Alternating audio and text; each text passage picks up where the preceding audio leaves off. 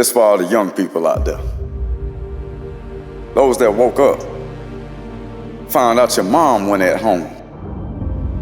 No daddy around. No chance.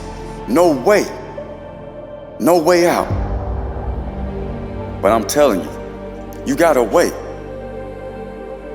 And that way is through you. You always were the way.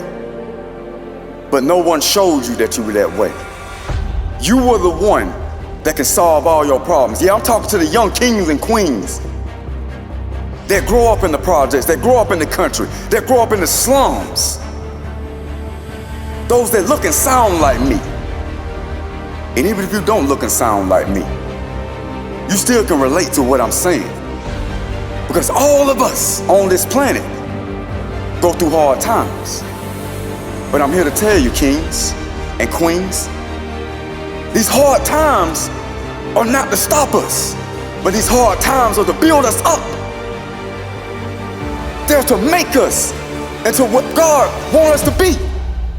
They're to make us and take us to the path we're supposed to go. Because when we get to where we're trying to go, and even on the journey, we're supposed to always remember that someone else is going through the same thing you overcame. Yeah, I've been through my hard times, and so have you.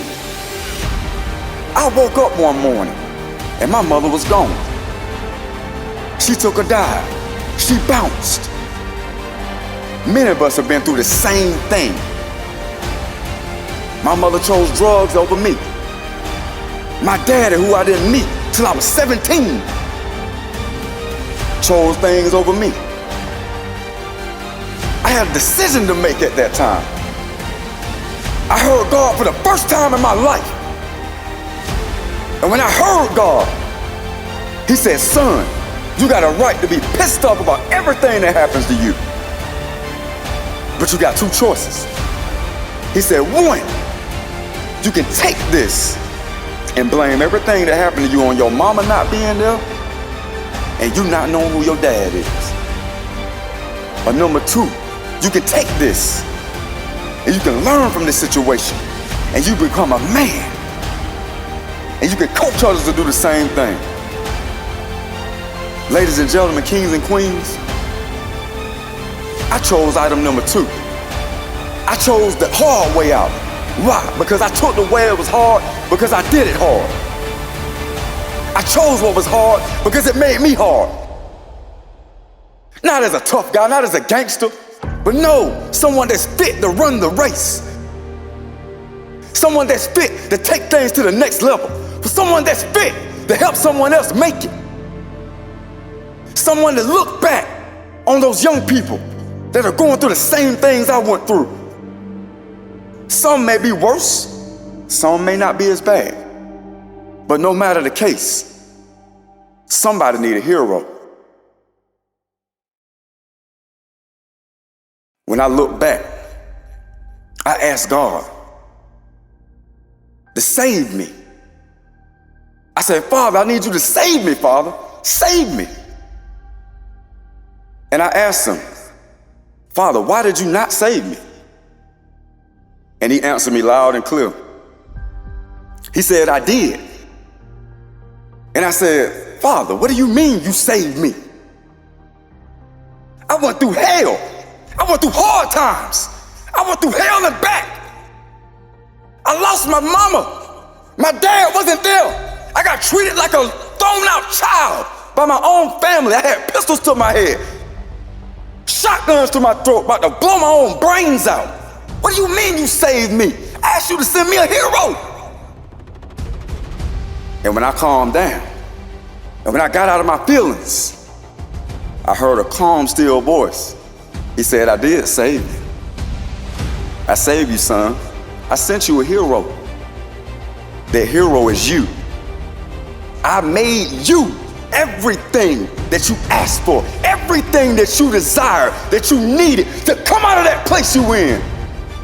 And I thought that I was going crazy. I said, hold on. I asked for this, and you telling me you made me this? See, ladies and gentlemen, kings and queens, you got to be careful what you ask for. You have to be careful what you ask for. If you ask for certain things, the Creator is not obligated to give it to you the way you think you should get it. He's going to always give it to you in a way that you can handle it. I had no idea that I had the power to handle what I handled. I had no idea that He was going to use my test as a testimony. He was going to use my mess and let it be a message to other people.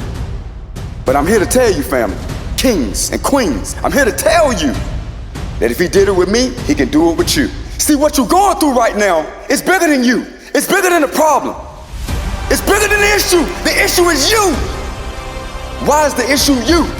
Because most of the time, we want to make an excuse for everything that happens to us. I'm all about solutions, bump the excuses. Too many people focus on the problem. Let's be solution-oriented people. If we are called ourselves kings and queens, and we're sitting here to have authority and dominion on this planet from the Creator Himself, we have to be problem solvers. We have to be those that can go in a room and brighten the room up. We have to be those that can show up in a place and everything just get better when we get there. Why? Because when the king shows up, the answer shows up with him. When the queen shows up, grace shows up with him. I'm here to tell you, young people, those that are going through challenges, don't run from your challenge. Run to it. Run through your challenge. The challenge makes you who you are. The challenge prepares you for the next steps. The challenge gets you ready for the next level. And when you get to that next level, that's not the end. That's just the beginning of something new. Be a better person this year than you were last year. Be a better person today than you were yesterday. Most people set all these goals, they set all these things, but they forget to put themselves number one on the list. You can set all types of goals in life, but if you don't better yourself in the process, ladies and gentlemen, kings and queens, it could be in vain. I know from experience, I put energy into other things except myself, and I look back, and I hindered myself, I stunted my growth. But when I put everything else to the side, and I focused on me, I focused on the problems I had, I focused on the attitude I had, I focused on the rage that I had, I was able to grow. And this is the beautiful thing about growing. When you grow, you don't just grow by yourself. No, The Creator didn't make it like that. God set it up that when you grow, those that are in your circle grow with you. It takes nothing for a candle that's already lit to light another candle. So when your fire's burning bright, you can light somebody else's candle. And they can do the same thing in their neighborhood, in their household, in their country. Let's bring the light to the world.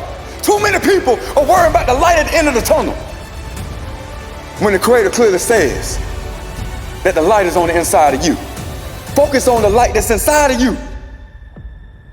Focus on the power of the Creator that's inside of you. If you do those things, kings and queens, you can truly walk into your kingship. You can do those things. It's possible. It is possible for you to come out of the worst spot. It was possible for me to come from a city that the top pay for our people was $10 an hour. They thought $10 an hour was balling. But you have to believe that it's possible. If you don't believe it's possible, it won't happen. The word of the Creator said faith without works is dead. And you have to put in the work on top of the faith. You can't just say, I believe. You can't just say, no, I want this to happen. You got to get up and make it happen. You got to put the work in. You got to go hard. You got to keep it pushing. God told me He made me a hero because I kept pushing.